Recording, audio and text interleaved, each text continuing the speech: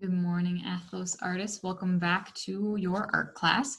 Today we're going to be focusing on an artist that I absolutely adore. It's one that actually, if you had me last year, you will know her, but I'll talk about that in a little bit. First, I just want to say, as always, I miss you dearly.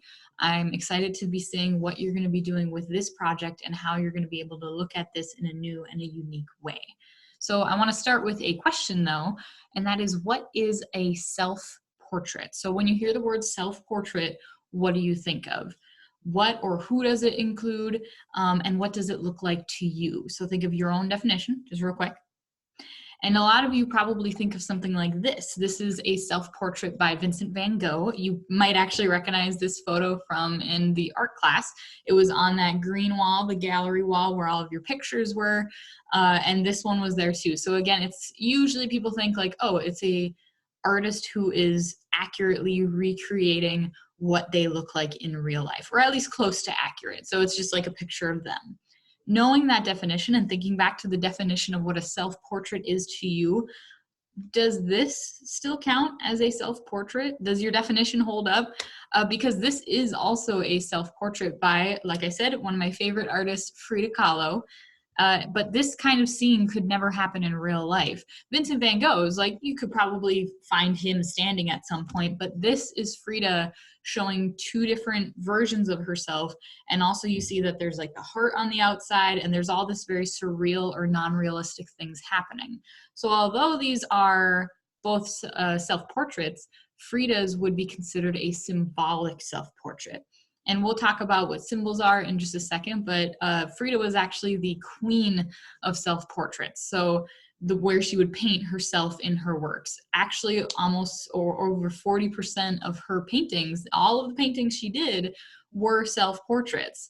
And the reason I love her so much is because she went through a ton of awful things in her life, including actually getting in a bus accident that left her paralyzed, so not able to move, and bedridden for a decent chunk of her life. And that's actually why she started painting, because she was bedridden and she couldn't get out of bed because she couldn't move.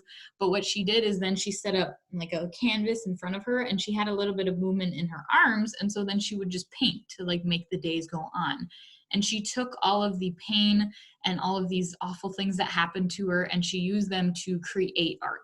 And she was always unapologetically true to herself. No one else could tell her how to be her. She was always just Frida. She dressed how she wants. She looked how she wanted. She acted how she wanted. She was always kind to others. She was never mean by acting how she wanted, but she was never trying to be something that she wasn't. And that's very inspiring to me. Sometimes I feel like I try to change how either I look or how I act because I want to either fit in or be accepted by others or be seen as a certain way. But Frida didn't really care. She was just her. And I really look up to that. And I am very inspired by that. And she has a lot of grit as well, because there's a lot of times that people would try to talk down to her or put her down or make it where she wouldn't be successful in the art world because she was both Mexican and a woman. And she kind of was like, you know what, I'm just going to keep making art and I'm going to be super famous. I don't really care what you say. And again, I think that's really inspiring too, even as a woman. And so a few more of, like, before we get into her artworks, I do want to, like I said, refresh what a symbol is, because a lot of her works are symbolic self-portraits. And if you remember, actually, to the beginning of the year when we talked about Faith Ringgold, we had briefly mentioned what a symbol is when we did our borders, but a symbol is something that stands or means something else. So it's usually a picture, some kind of design. If you look at the swoosh right there, a lot of you know that that's a symbol or the logo of Nike. So that would count as something like that swoosh meaning something else, which is an entire company. That laughing emoji down there, the ones with the tears and stuff, a lot of you probably recognize that. And that is a symbol or a picture that means someone's laughing. So you don't have to say, oh, I am laughing right now. You can just put in that symbol and people understand what you're saying. And so back to hers, I kind of want to talk about the symbols of this and what they mean. There's many different interpretations of the symbols in this picture and what they mean by Frida, but I'll just talk about one, just one that I think that maybe you could relate to, or one that I can relate to, and that has to do with her talking about her mixed heritage. So on the left, she's wearing a more Victorian style dress, and that is supposed to be a symbol of her German heritage because her father was very, very German. And then on the right, that's traditional Mexican garb, and that is supposed to represent her mom's side, which is indigenous, and then also a little bit of Spanish. And so she wanted to make this picture to kind of document her journey and her feelings with being of mixed heritage. And so that's again where you can take art and using symbols and other things like that, you can communicate feelings, ideas, anything that you're wanting. Here's another one, and actually probably her most famous self-portrait with tons of symbols in it. And this one is self-portrait with a thorn necklace and hummingbird. And with this picture, what she did is she used a tons of different symbols like the thorn necklace, dead hummingbird, black cat, and spider monkey to talk about loss and to talk about a really hard feeling. And so in this one, the thorn necklace, if you can see, it's kind of around her neck. That is supposed to symbolize the kind of choking pain of having lost a loved one because the love of her life just left her. And so she wanted to document that.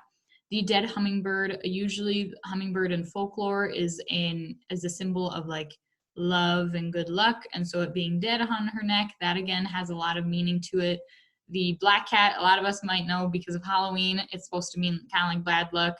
And then the spider monkey, that's kind of twofold. One is that the spider monkey kind of symbolizes evil, or so not good things. And then also the spider monkey that the love of her life that had left her had given her. So again, that's where she takes this really heavy idea of having lost the love of her life and then put it into a painting and tried to talk about her feelings in that way. So there's, again, many different kinds of interpretations of that. But now it's our turn to make some kind of symbolic self-portrait. So today we're only going to focus on making the face, and then tomorrow we're going to be doing some like actual symbol work in the background. Before I talk about what you like, some tips and tricks on how to draw your face, I did want to share you a couple of my symbolic self-portraits. You can do this in any style that you want. You can see the one on the left, I have it a little bit more cartoony. And then the one on the bottom right, that one's a little bit more realistic. You could go full cartoon if you wanted. You could do full manga style if you wanted. You could do any kind of style, but these are just two of mine. So on the top left, that was actually, if you had me last year, you might recognize as the Frank Big Bear symbolic self-portrait. And so what we did is we made our face and then had some symbols in the background. I have a bunch of 4-leaf clovers because I am very Irish, hence Macader. And I wanted to kind of put that in the background. On the bottom right, I don't know if you recognize that, but that's the Lake Superior. And I grew up in Duluth, and I had made it right before I was about to move down here. So that was about 2 years ago.